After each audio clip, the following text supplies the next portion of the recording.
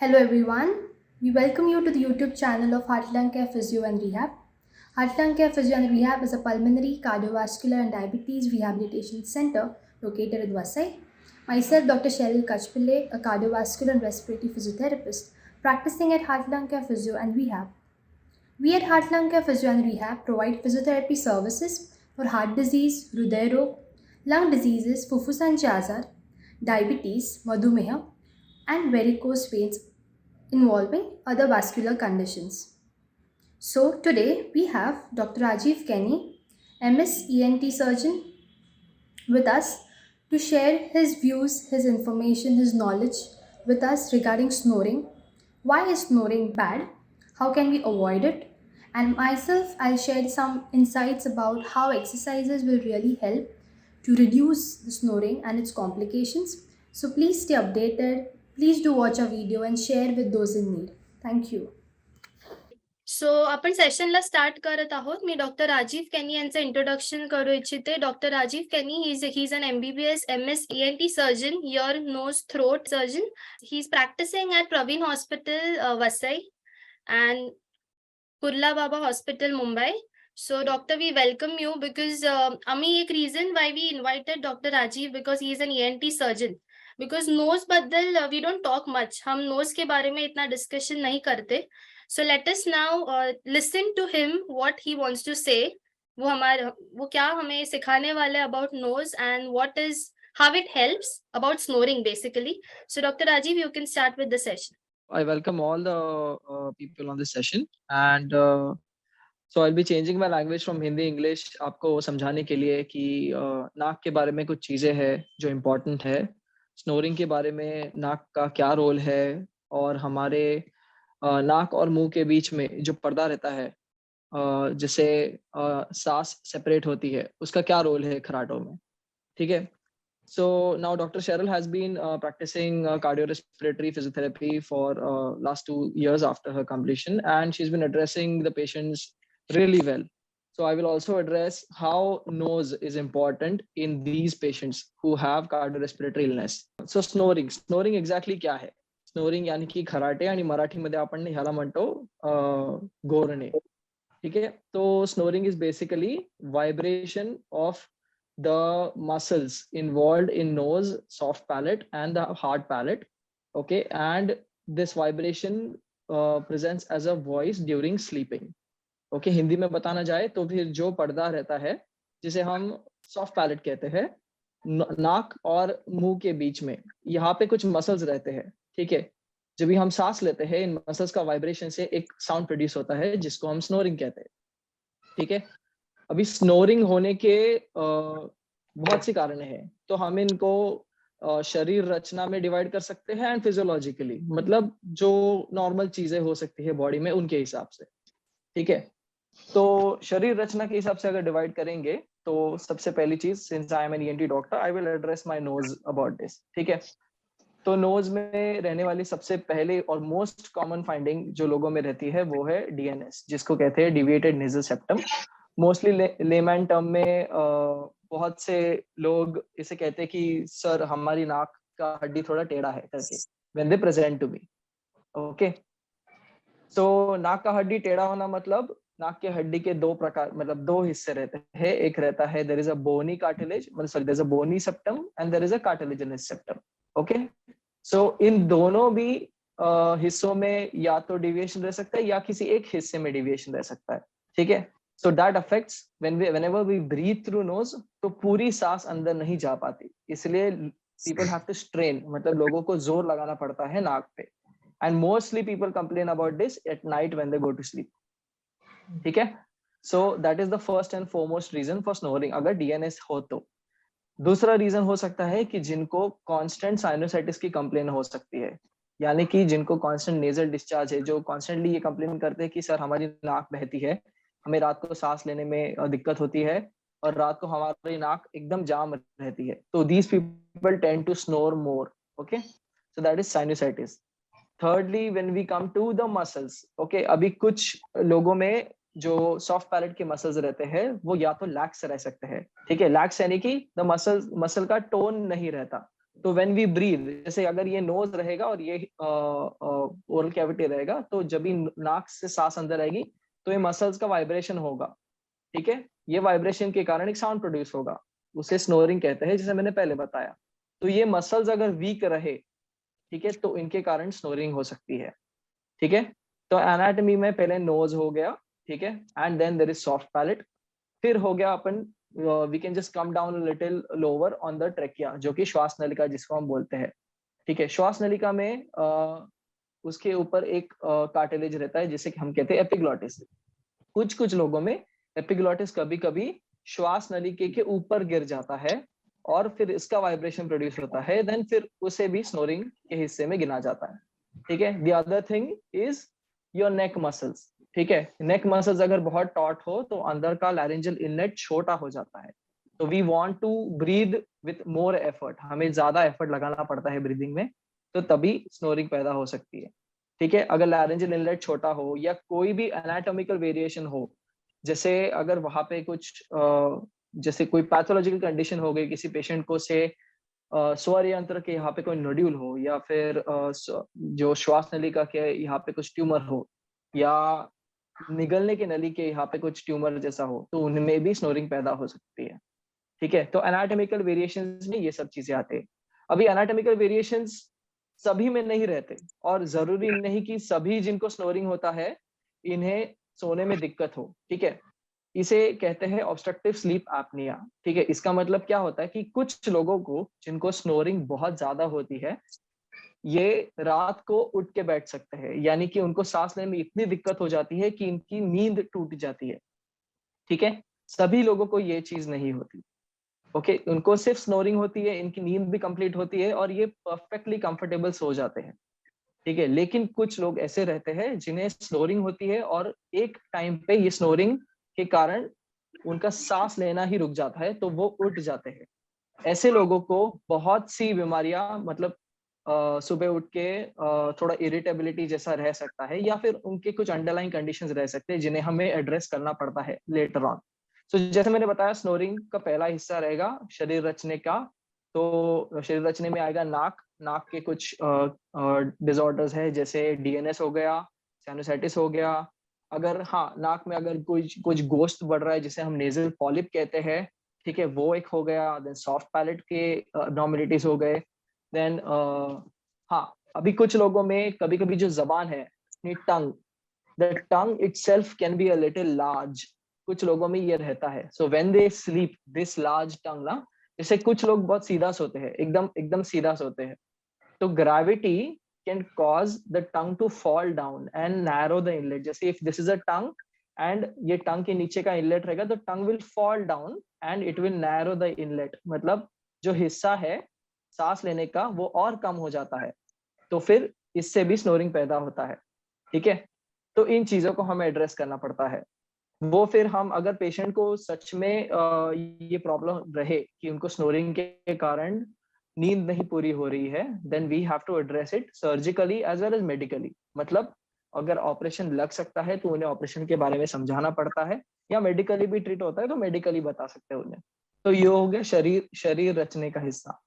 Normal हिस्सा, जैसे normal लोगों में से एज हो गया, जैसे हमारी बढ़ती उम्र जैसे बढ़ रही है, वैसे वैसे मसल में लैक्सिटी और बढ़ जाती है।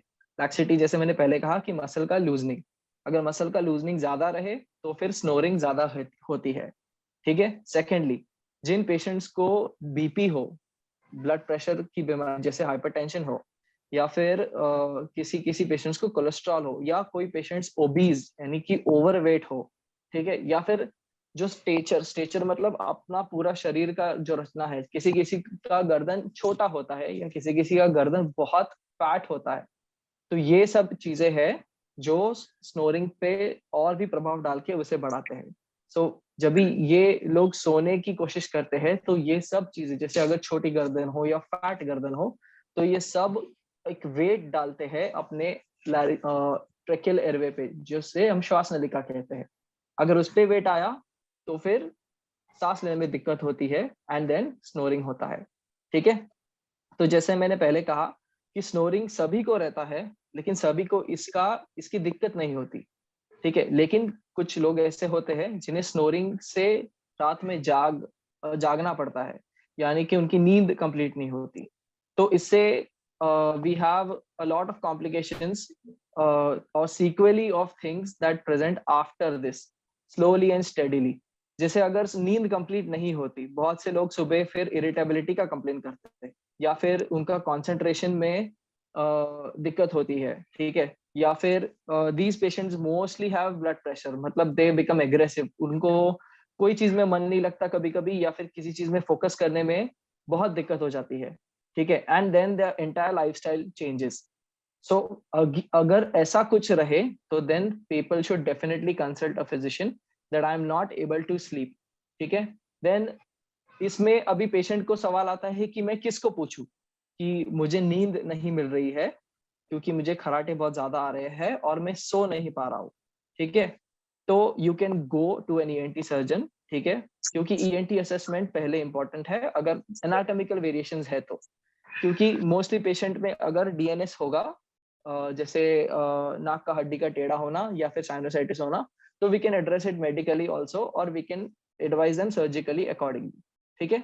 Secondly, we ask them to protrude the tongue, ठीक है, कि उनका मुंह खोलने का क्षमता कितनी है। जैसे अपन हम उन्हें बताते हैं कि आप मुंह खोल के जबान बाहर निकालिए। अगर वहां पे टॉन्सिल्स भी रहे या किसी प्रकार की भी सूजन रहे, ठीक है, एंड मोस्ट कॉमन चीज जो लोगों में रहती है वो है एसिडिटी। अभी एसिडिटी का एक इंपॉर्टेंट चीज है, मैं आपको बताता हूँ। एसिडिटी जब होता है तो जो एसिड है, जिसको हम पित्त भी बोलते हैं, ठीक है, वो ऊपर आके पूरे नलिक ये जो अन्न नलिका है उसको भी सूजन पैदा कर सकता है। अगर ये भी सूजन ऊपर मुंह तक हो गई तो फिर सांस आने की जगह में प्रभाव पड़ता है, ठीक है। तो उनको हम एड्रेस कर सकते हैं इस प्रकार से। अगर उनको नीचे मतलब यानी कि श्वास नलिका के ओपनिंग पे, जहाँ पे श्वास नलिका का मुख होता है, वहां पे कुछ दिक्कत लग रही है तो उनको हम स्कोपी कर सकते हैं, ठीक है, यानी कि वीडियो लैरिंगोस्कोपी करके एक जांच रहती है जिसे हम इनलेट चेक कर सकते हैं, उनके स्वर यंत्र की जांच कर सकते हैं, ठीक है। तो ये सब चीजें हो गई एनाटॉमिकली के लिए। अगर मेडिकल इश्यू है, जैसे कि पेशेंट ओवरवेट है और पेशेंट सच में सो नहीं पा रहे हैं, या फिर पेशेंट को इसके कारण कॉम्प्लिकेशंस पैदा हो चुके हैं, जैसे कंसंट्रेशन नहीं हो रहा है, या पेशेंट इरिटेबल हो गया है, या बहुत लोगों से झगड़ा करता है, सुबह उठ के उनकी नींद पूरी नहीं होती और सुबह उठ के उन्हें सोने को ही जाना है, जैसे उन्हें किसी भी प्रकार का काम नहीं करके बस सोने जैसा लग रहा है, तो उन्हें आके फिजिशियन को दिखाना चाहिए, ठीक है। इसके कुछ इन्वेस्टिगेशंस है, वो we can address it accordingly over there. हाँ, ये कुछ चीजें हैं जो हमें बतानी है तो सभी पेशेंट्स को जिन्हें भी, और हाँ, अभी स्नोरिंग और कार्डियो रेस्पिरेटरी पेशेंट्स का क्या संबंध होता है, ठीक है। कार्डियो रेस्पिरेटरी यानी कि जिन्हें दमा है, या फिर जिन्हें ब्रोंकाइटिस की शिकायत है, या फिर जो पेशेंट्स को से कोविड होके गया है और अभी सांस लेने में दिक्कत होती है, ठीक है, इन पेशेंट्स में स्नोरिंग का क्या रिलेशन होता है, ठीक है। Mostly these patients what they do is they try to mouth breathe, ठीक है। जैसे उन्हें लगता है कि नाक से सांस हम नहीं ले पाते तो हम मुंह से सांस लेंगे, क्योंकि हमें सांस बढ़ानी है, सांस लेने की क्षमता बढ़ानी है, ठीक है। तो अगर ऐसा होता है, अगर आप मुंह से सांस लेते हो तो नाक के कुछ बहुत इंपॉर्टेंट फंक्शंस है जो आप निग्लेक्ट कर सकते हो, ठीक है। सबसे पहला फंक्शन नाक का, हमें लगता है कि नाक से सिर्फ वी टेक स्मेल, मतलब हम चीजों के बाद से अपन नाक का ताल्लुक रखते हैं, लेकिन नाक का सबसे इंपॉर्टेंट फंक्शन है ब्रीदिंग। क्यों? क्योंकि नाक से आप जो हवा लेते हो, आप जो सांस लेते हो, ठीक है, तो नाक से उसका ह्यूमिडिफिकेशन होता है। ह्यूमिडिफिकेशन मतलब आप जो सांस लेते हो उसमें एक अमाउंट का पानी का प्रमाण रहना चाहिए, नहीं तो क्या होगा, जैसे जो लोग स्नोर करते हैं रात को और मुंह से सांस लेते हैं, उन्हें सुबह उठ के कभी कभी थ्रोट में इरिटेशन रहता है। वो क्यों होता है? क्योंकि आप ड्राई एयर खींच रहे हो, ठीक है। अभी जब आप ड्राई एयर खींचते हो तो यहाँ पे इरिटेशन रहता है और सुबह उठ के बहुत से लोग बोलते हैं कि मुझे निगलने में दर्द हो रहा है, क्योंकि सोर थ्रोट हो जाता है।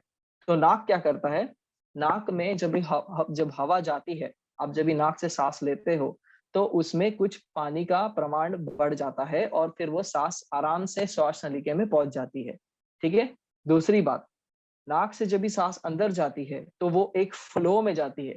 हमारा नाक अंदर से कुछ हिस्सों में बटा हुआ है, ठीक है? जैसे ये जो साइड का पोर्शन है, यहाँ पे कुछ ऐसे उतार चढ़ाव रहते हैं जो हवा को अंदर जाने में मदद करते हैं, और हवा जब नाक से घुसती है तो एक लाइन में घुस जाती है। फिर आप अगर मुंह से सांस लोगे तो हवा एक लाइन में नहीं घुसती और वो ड्राई एयर रहती है, ठीक है?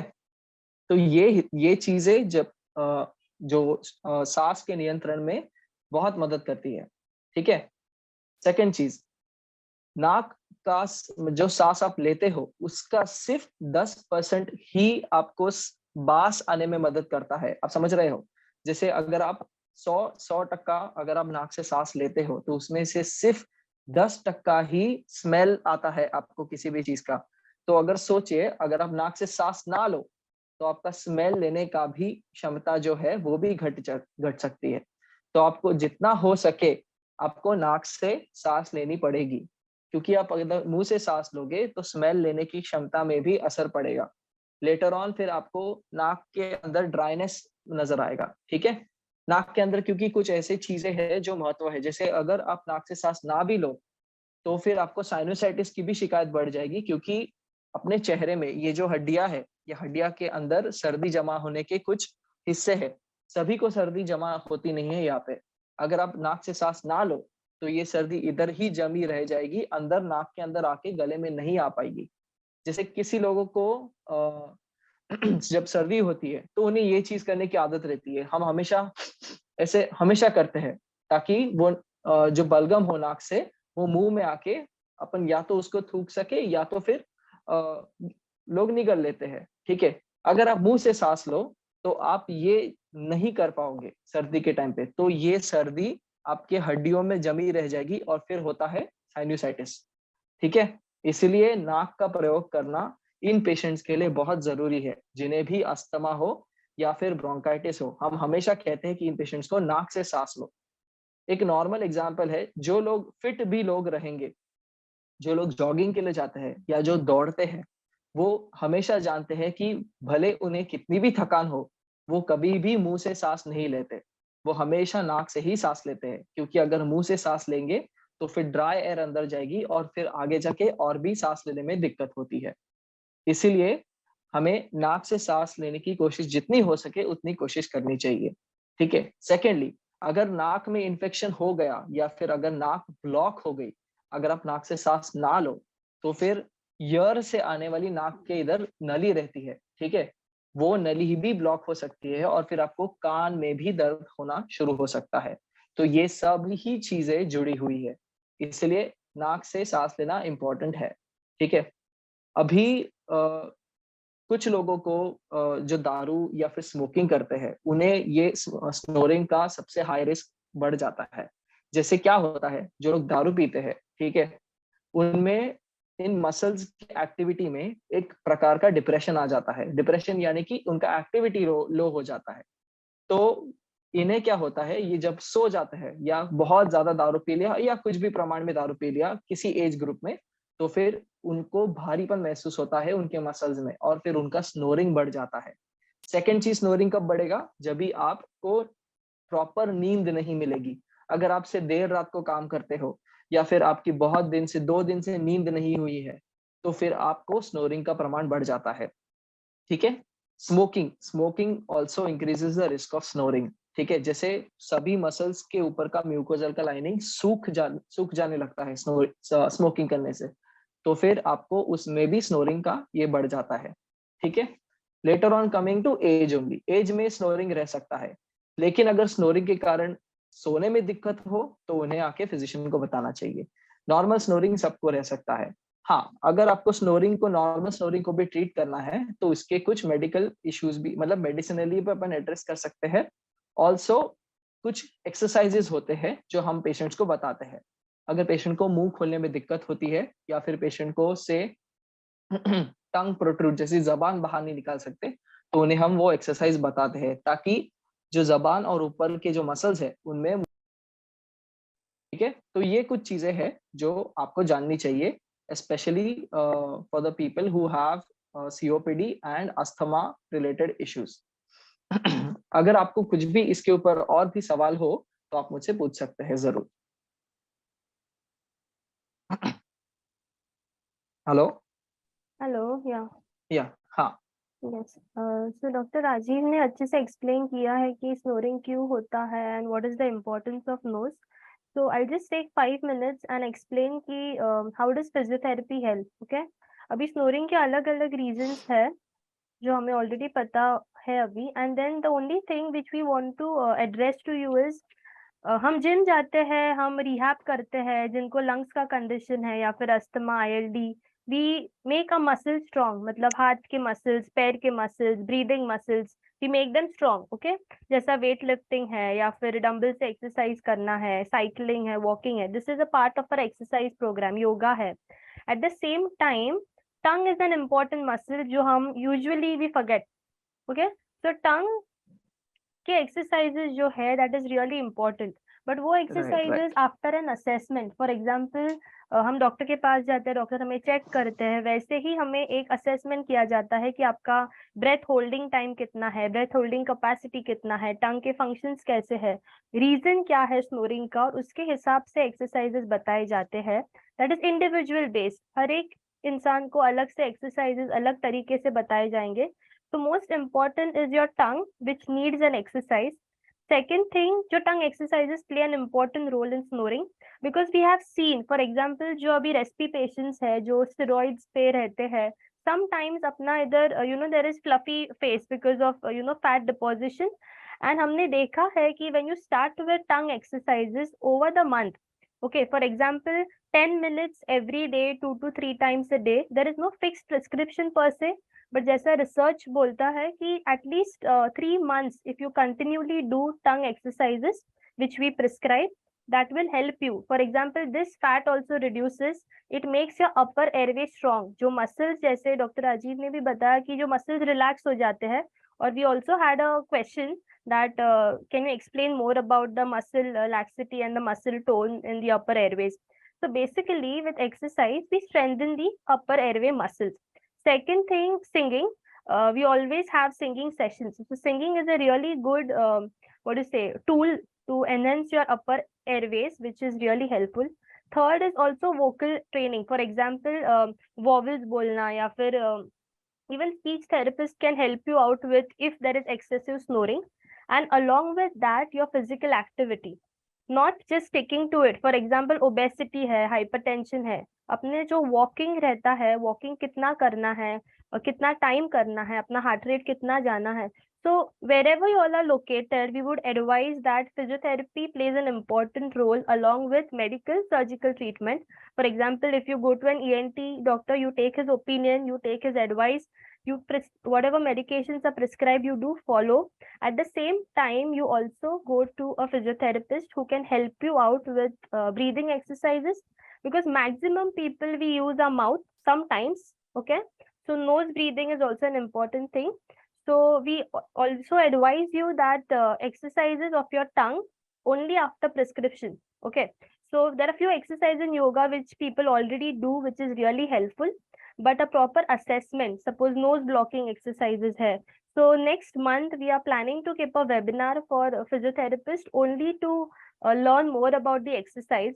So since this is an informative session, आपके किसी भी patient को या फिर if personally if you want to consult us, you can call us. Even Dr. Rajiv, we will share his contact number in the group, so that or any ENT surgeon in your locality, if you're facing issues with snoring and if it is harming you, for example, even if you're stressful, भी stressful है मतलब उसके लिए भी कुछ तो treatment रहेगा. For example, relaxation है या फिर meditation. So this activities will help you over the time. Only 30 minutes of walk every day also is going to benefit you, but it's always better and advisable to consult a physiotherapist to know what is the correct way of walking prescription. So this is all about the physiotherapy side and obstructive sleep apnea. So people use CPAP at times, which is really needed. But along with CPAP, उनको इतना habit होता है कि वो रात को machine लगा के सोने का, उसके लिए वही सिर्फ treatment है. Of course, that is the major treatment, because वो अपना upper airways open रखता है so that we can sleep well. but at the same time अपने True. को ये muscles we have to strengthen. So Dr. Rajiv, if you could just share more about that, it will be really helpful. So because we also have sleep apnea patients who are going through, because they have a big doubt कि CPAP कितना time लगाना है and is it needed? Because you know after a point it's like नहीं लगाते कभी लगाते. Okay, so we just want your views on that. And just one more question Sure, to sure. the audience is, can you tell about sinusitis because of mouth breathing? Yes, doctor has already explained, but you can just share a few words on it. Sure, sure. Thank you. Okay, so the first thing, obstructive sleep apnea is actually a grave condition. Like I said, कि जिन्हें कुछ लोग होते हैं जिन्हें snoring से बिल्कुल दिक्कत नहीं होती और कुछ लोग हैं जिन्हें सोने में बहुत ही दिक्कत होती है. तो CPAP is first line of treatment. We start with CPAP because we have to keep the airways open, like Dr. Cheryl rightly mentioned, and then gradually हम CPAP को टाइटर करते जाते हैं. ठीक है. मसल्स का क्या रोल है? ठीक है, अभी जैसे मैंने बताया स्टार्टिंग नोज से लेके ऊपर ओपनिंग ऑफ ट्रकिया तक, we have the nose, we have the septum, ठीक है, एंड इनके बीच में है टर्बिनेट्स, ठीक है. सेप्टम के पीछे आएगा सॉफ्ट पैलेट. सॉफ्ट पैलेट यानी कि जो पर्दा मैंने बताया, जो मुंह और नाक के बीच में सेपरेशन रखता है. इन सॉफ्ट पैलेट में 3 मसल्स का मेजर इंपॉर्टेंट रोल है सॉफ्ट पैलेट को अच्छे से टोन मेंटेन करने के लिए. ठीक है. कुछ लोग जैसे होते हैं जिन्हें अल्कोहल, दारू पीने की आदत रहती है, या फिर नॉर्मली से अगर से एज रिलेटेड हो, तो ये सॉफ्ट पैलेट ऐसे ड्रूप होने लगता है. ठीक है. So this is one reason. ठीक है. अगर ये ड्रूप होगा तो सॉफ्ट पैलेट के बीच का और जो पीछे मुंह के पीछे की जो वॉल है जिसे हम पोस्टीरियर फेरेंजियल वॉल कहते हैं, उसका जो स्पेस है वो कम हो जाता है. So eventually when you go to sleep, some people when they sleep straight, जैसे लोग ऐसे ऐसे सो जाते हैं, ऐसे उल्टा नहीं सोते ज्यादा करके, मोस्टली लोग ऐसे सोते हैं, तो ग्रेविटी के कारण यही सॉफ्ट पैलेट और पीछे गिर जाता है. तो फिर हमें उस स्पेस में और भी दिक्कत होने लगती है सांस लेने में. इसीलिए people then tend to bypass the nose and start mouth breathing, which leads to snoring again. ठीक है. So like Dr. Cheryl rightly mentioned, we have to strengthen these muscles. The one exercise that usually we tell people is to protrude their tongue out.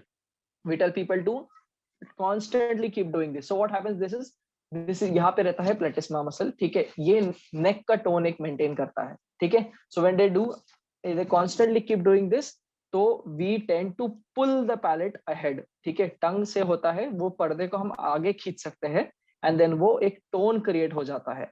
तो उससे जिन्हें ऐसे problem हो सकती है, जिन्हें हमें जैसे लगता है कि ये मसल टोन की वजह से है. अभी ये कैसे पता चलेगा कि मसल टोन की वजह से है? क्योंकि इसमें इन्वेस्टिगेशंस है हमारे पास, जैसे हम कहते हैं पोस्चरोग्राफी. ठीक है. हम पेशेंट को बुला के उनका पूरा असेसमेंट कर सकते हैं. ठीक है. ऑल्सो एंडोस्कोपिकली हम हर एक मसल का मूवमेंट देख सकते हैं कि कौन सा मसल कैसे काम कर रहा है. So that way the muscle, bringing back the muscle tone is really important as it will help improve the nasal airway patency. ठीक है. तो ये हो गया मसल की बात. अभी अगर if patients really have something regarding muscle, से यूविला, जैसे ये जो पीछे जो हिस्सा दिख रहा है उसे यूविला कहते हैं. ठीक है. जो स्मॉल से ऐसे गोश्त जैसा हमें हमेशा मुंह में दिखता है, उसे यूविला कहते हैं. कुछ लोगों में यूविला बहुत ही बड़ा रहेगा, जैसे अगर कुछ एलर्जी हो गया या फिर से किसी पेशेंट ने कुछ उल्टा सीधा कुछ खा लिया, तो यूविलाइटिस जैसा हो सकता है. जैसे नॉर्मल साइनोसाइटिस है वैसे यूविलाइटिस करके भी हो सकता है. तो यहाँ में भी surgically we can manage this और मेडिकली कर सकते हैं. हाँ, अगर किसी पेशेंट में सच में मसल का डिफेक्ट लग रहा है, जैसे सॉफ्ट पैलेट एक्सरसाइज करके भी कम नहीं हो रहा है हायर एज ग्रुप्स में, देन हम सर्जिकली उसको ट्रीट कर सकते हैं. ठीक है. जैसे सर्जिकली ट्रीटमेंट मोस्टली छोटे बच्चों में ज्यादा करके काम आती है, क्योंकि उनमें स्नोरिंग पाई जाती है. क्यों? क्योंकि उनमें टॉन्सिल्स भी रहते हैं और जो नाक के पीछे में टॉन्सिल्स है, जिन्हें एडिनॉइड्स कहते हैं, वो भी रहता है. तो इसलिए छोटे बच्चे ज्यादा स्नोर करते हैं पहले उम्र में, 5, 6, 7 साल तक. उसके बाद जैसे जैसे एडिनॉइड्स घटेगा वैसे वैसे उनका स्नोरिंग भी कम हो जाता है. अगर एडिनॉइड्स ना घटे तो उसे पहले मेडिकल ट्रीटमेंट दे सकते हैं, फिर सर्जिकली एडवाइस कर सकते हैं. तो ये हो गया मसल के लिए. सेकेंड चीज साइनोसाइटिस का. साइनोसाइटिस के बारे में मैंने क्या कहा कि हम जब भी सांस लेते हैं और जब सांस छोड़ते हैं नाक से, सांस छोड़ने के टाइम पे हमारे साइनसेस, जो यहाँ पे साइनस है, यहाँ पे साइनस है, इनमें हवा पहुंचती है. इनमें हवा पहुंचना जरूरी है. क्यों? क्योंकि इन साइनस में जो सर्दी का मूवमेंट है, जैसे इनको जिसको म्यूकोजा हम कहते हैं, ठीक है, उसका मूवमेंट बना रहना जरूरी है। ये मूवमेंट ऐसे जाके नाक में खुलता है।